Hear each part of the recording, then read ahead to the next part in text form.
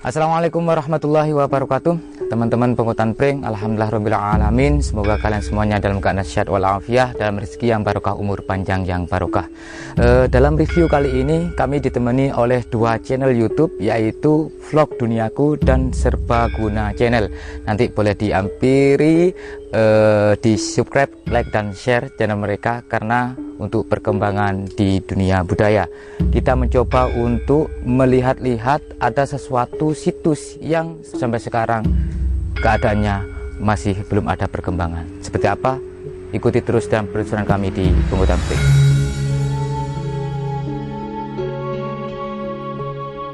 Dan saat ini Mas Den mencoba untuk berinteraksi secara spiritual dengan keberadaan sosok-sosok astral yang berada di dalam sini. Mas Den mencoba untuk istilahnya berpamitan lah, supaya nanti di waktu di dalam situ ada sesuatu kabar-kabar baru yang muncul. Oke, kita mencoba masuk.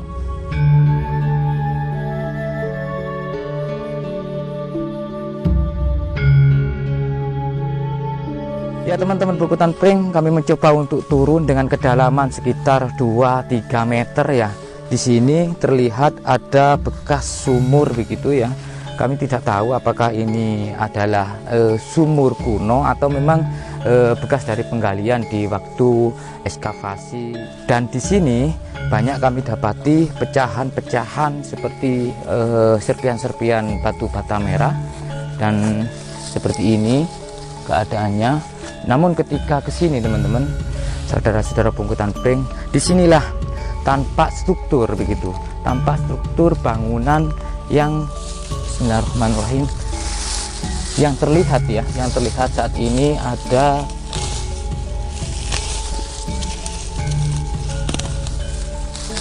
ini teman-teman penghutan pring, saudara-saudara penghutan pring, ada struktur bangunan dengan material bata merah yang terlihat di sini. Ada 1, 2, 3, 4, 5, 6 lapis teman-teman. Ada 6 lapis dan sangat tertata dan bagus sekali. Jadi sangat jelas bahwa ini ada suatu bangunan begitu. Dan seperti ini, melihat dari keadaannya, ini strukturnya nyampe sini, dia merupakan satu sekatan begitu. Dan di sini ada semacam anak tangga begitu, naik dia. Terus di sini ada struktur lagi yang menyambung dengan bangunan yang tadi, dan sampai ke sini teman-teman, sampai sini. Jadi terlihat bahwa ini adalah suatu bangunan begitu, yang melihat dari keadaannya di sini ada lingga, ada yoni, berarti kemungkinan besar ini adalah suatu bangunan yang difungsikan untuk peribadatan waktu itu. Ini umpak teman-teman, ini umpak ya. Namun umpak di sini bentuknya unik, tidak seperti umpak-umpak di situs umpak Tinterjo, terus umpak di Pendopo Agung, bahkan umpak di Gondang yang kemarin saya liput.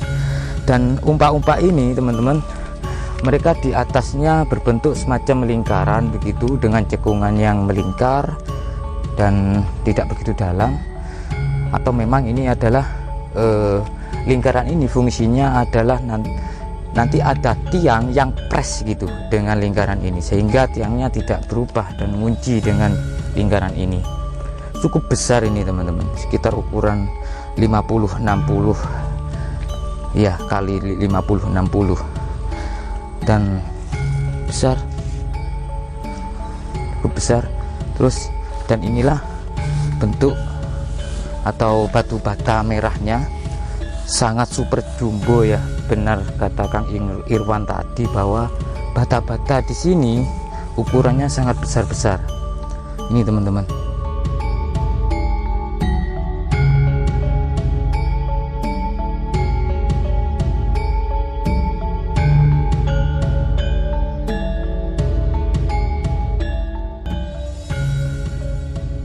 Sangat besar. Kita naik, di sini ada umpak lagi yang sama dengan umpak yang tadi, namun ini sudah aus. Ini sudah aus teman-teman, sudah aus. Nih, dari batu andesit, ukurannya mungkin dulu sama ya dengan yang tadi, karena ini mungkin sudah aus. 1, 2, terus ini struktur batu bata semua ini struktur batu bata semua. 1, 2, 3, ada umpak lagi teman-teman, sangat besar, namun ini udah aus juga. Ini kemungkinan adalah umpak juga, namun parah ya, rusak parah. Terus ada, nah ini teman-teman, seberapa panjang dari struktur yang tadi awal sampai sini. Ini strukturnya sampai sini teman-teman, dan ini adalah batu bata semua ini. Ini yang saya pijaki adalah katakan lantai ya, ini adalah lantai dari batu bata gitu. Dan di sini kita coba naik, ini yang dimaksud dengan batu kucur begitu oleh warga sekitar, padahal ini adalah yoni. Nah, oke, mungkin saudara-saudara Pukutan Pring bisa lihat ya, ternyata yoni ini sudah terregistrasi. Dia mempunyai nomor registrasi 130-JBG-2010 dan didata tahun 2010. Yoni ini sangat besar teman-teman. Melihat dari untuk pancuran yoninya sekarang sudah pecah ya. Di sini harusnya ada pancuran begitu dengan kalau yang yoni lebih mewah lagi, ada ukiran seperti Mahanaga di sini. Dan melihat dari lubang yoni di atas, kemungkinan lingganya juga seperti ini, besar ini lingganya ini. Dari yoni tersebut menggambarkan filosofi tentang suatu kesuburan, bahwa manusia harus bergandengan gitu. Akal kita dengan hati kita harus menyatu, istilahnya perempuan dan laki-laki itu harus menyatu, maka disitulah akan timbul suatu kesuburan dalam kehidupan kita sehari-hari dan seterusnya. Ada beberapa bagian-bagian dari yoni, ada Brahma Braga, ada Siwa Braga, ada Wisnu Braga. Umpak-umpaknya ada juga di sini teman-teman, ini umpak-umpaknya. Dan di sini juga tampak juga struktur batu batanya. Ini merupakan situs yang nyata, yang keadaannya sekarang seperti ini, sudah ditutupi oleh semak-semak. Kenapa tidak dieskavasi? Apakah karena ada suatu kejadian sebelum, artinya sebelum situs ini didata oleh pihak BPJB, ada salah satu warga atau siapa atau orang-orang tertentu yang mengeskavasi secara legal begitu, sehingga situs ini tidak dieskavasi. Nah, ini kemungkinannya, saya tidak tahu pasti ceritanya, atau memang sebaliknya.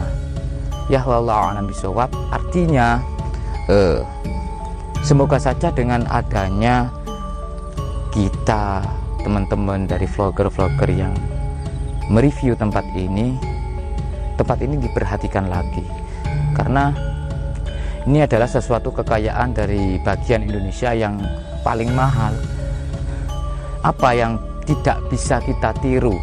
Kalau bendanya banyak orang yang meniru, bahkan siapapun bisa meniru benda ini.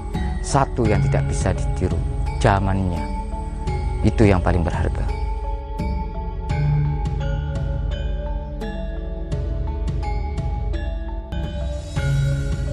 Yang diketahui dengan keberadaan situs ini, Kang, menurut cerita rakyatnya seperti apa, Kang? Kalau menurut cerita rakyatnya sih ini hanya sekedar cerita rakyat ya Mas ya.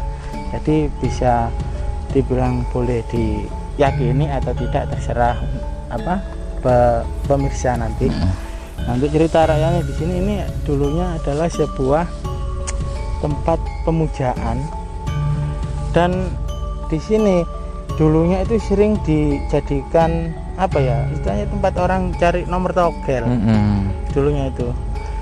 Nah, dan anehnya lagi ini Mas, bata merahnya ini ukurannya sangat jumbo, super besar gitu ya. seperti bisa kita lihat di Iya. belakang kita ini. Oke. Dan dulu tempat ini pernah diekskavasi oleh kalau nggak salah warga sekitar atau entah orang dari mana, ya saya juga kurang paham untuk informasi itu, tapi yang pasti dulu pernah diekskavasi tapi bukan dari pihak BPJB. BPJB, Oh, tapi artinya dari warga. Oh, dari warga. Iya. Oke.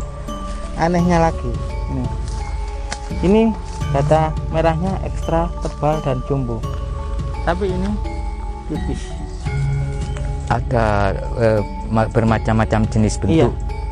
Dan menurut apa yang warga pernah bilang itu kemungkinan yang warga tapi ahli apa Dalam pegiat sejarah iya, gitu ya. pegiat sejarah lah intinya. Itu ada, kalau tidak salah antara 3 atau 2 lapis peradaban yang pernah ada di tempat ini. Oh, begitu ya.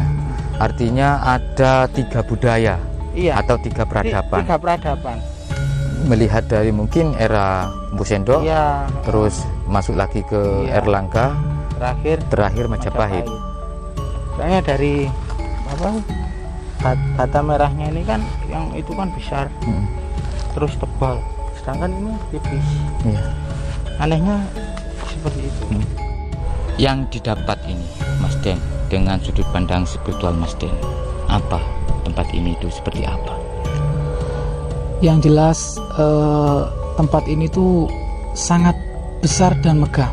Satu, terus yang kedua, sebelum masa Majapahit, beliau tidak menyebutkan masanya siapa, cuma sebelum Majapahit beliau bilang begitu.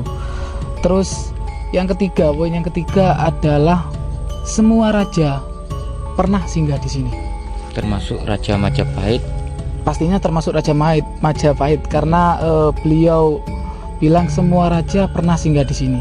Artinya buat saya pribadi, jika semua raja pernah singgah di sini, berarti ini bukan tempat yang biasa atau sederhana. Begitu. Kalau yang paling menonjol gitu ya Mas Eko ya, Kang Eko ya, Yoni ini yang paling menonjol. Dari dulu ini udah ada gitu loh, dan bentuk bangunan tuh dulu tuh nggak besarnya tuh ketika Majapahit. Artinya tempat ini direhab kembali dan lebih diperbesar begitu Lebih di diperbesar masa tapi tidak Majapahit. merubah struktur bangunan yang lama seperti itu. Ya. Ada penambahan berarti, Ya, ada penambahan penambahan. bangunan. Untuk fungsi Mas Den, fungsi dari tempat ini apa? Apakah pendopo suatu perkumpulan dibuat untuk musyawarah, Ya. atau aula atau tempat peribadatan? Tempat perkumpulan para raja ya, kalau saya menyimpulkan, karena semua raja pernah singgah di sini dan saya sendiri menyimpulkan tempat perkumpulan para raja. Terus di akhir yang terlihat adalah Yoni ini untuk peribadatan gitu.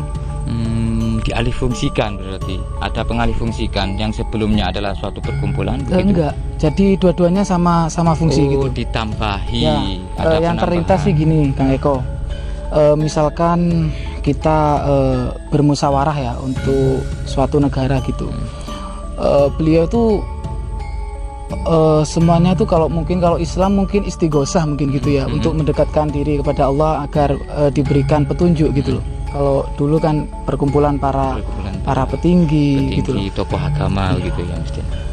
Dari sudut pandang mata individu Mas Tony, yang dilihat ini dari sosok penunggunya Mas Tony, sosok penunggunya, ada berapa sosok penunggu yang di sini Mas Tony? Jadi ada salah satu sosok yang lebih dominan gitu di tempat ini Mas Eko. Beliau itu memakai baju ya semacam resi gitu, memakai baju warna putih, yang sering beliau itu menjaga, kalau dalam pandangan spiritual saya sendiri sih beliau lebih dominan ke situ, di situ. Oke. Ada nggak ketika Tony flashback begitu ke masa lalu, ada suatu kejadian atau tragedi di sini yang membuat gempar begitu? Ada nggak? Oh, ada perangkah atau ada perebutan atau gimana begitu? Ada nggak? Enggak mas, enggak ada sama sekali. Nggak ada ya. Enggak ada. Karena rusaknya apa ya? Situs ini. Situs ini bukan karena peperangan, tapi melainkan karena bencana. Iya gitu. Ini kan berdekatan dengan situs petilasan Raden Wijaya di Setinggil, terus ada Candi Brau. Ada nggak kaitannya ini tempat ini, Mas Tony? Kalau menurut saya sendiri sih, yang dikatakan Mas Dani tadi itu Mas Eko, di setiap apa ya, pokoknya itu istilahnya gue ini Mas Eko, tempat iki ku ya ono hubungannya ambek tempat kerajaan biyen iku Mas itu, walaupun wis kaya Walaupun beda zaman, iya gitu tapi tetap berkesinambungan dengan zaman sebelumnya begitu. iya. Poin terpentingnya sih yang terlihat tadi ya Miko ya, energi yang sangat besar, energi positif yang sangat besar dan energi negatif yang sangat besar. Jadi mungkin ya buat masyarakat setempat atau sekitar tuh kalau bisa sih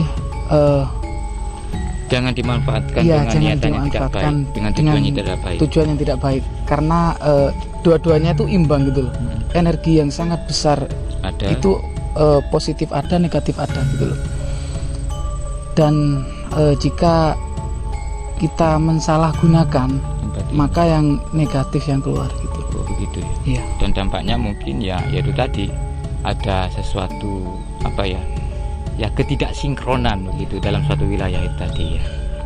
Kita di sini mencoba untuk memperkenalkan kepada saudara-saudara penghutan pring dari vlog Dunia Aku dan Serbaguna Channel supaya kita lebih mengenal lagi jati diri kita, jati diri bangsa kita sebenarnya. Salam budaya Nusantara, tinggalkan perselisihan, sambung persaudaraan. Wa faminkum. Wassalamualaikum warahmatullahi wabarakatuh. Rahayu.